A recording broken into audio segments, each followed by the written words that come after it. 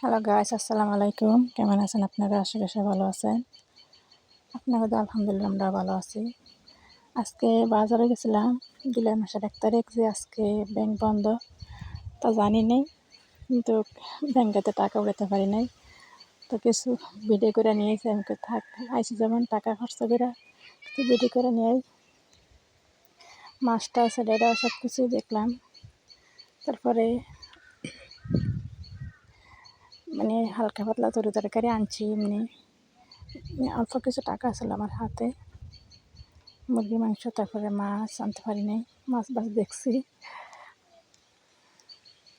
বেশি টাকা লাগে মাছটা আনতে। টাকা বেশি ছিল না, আমার কাছে 1000 টাকা ছিল। মাছের দাম চাইছে 2500 টাকা, আর আমি আর কিছু বলিনি। মুরগির মাংস আর কিছু হালকা পাতলা তরকারি নিয়ে আসে আর কি। তারপরে যে আমার মুরগির মাংস, মুরগি ছোট মুরগি বাচ্চারা আদার খাওয়াইতেছে, মশলা সব একসাথে আছে। তারপরে আমার আম্মু বলতেছে, আম্মু তো আম আনছি, আজকে আবার আম আনছি। আম পছন্দ করে আমার মেয়ে।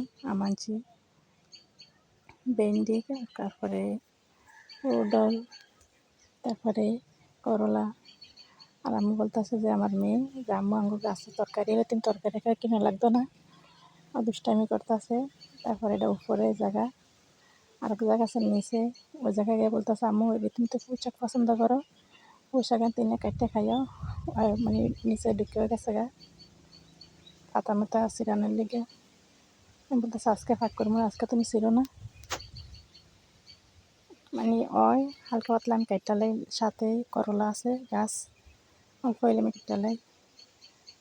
ভালো থাকবেন, আল্লাহ হাফেজ।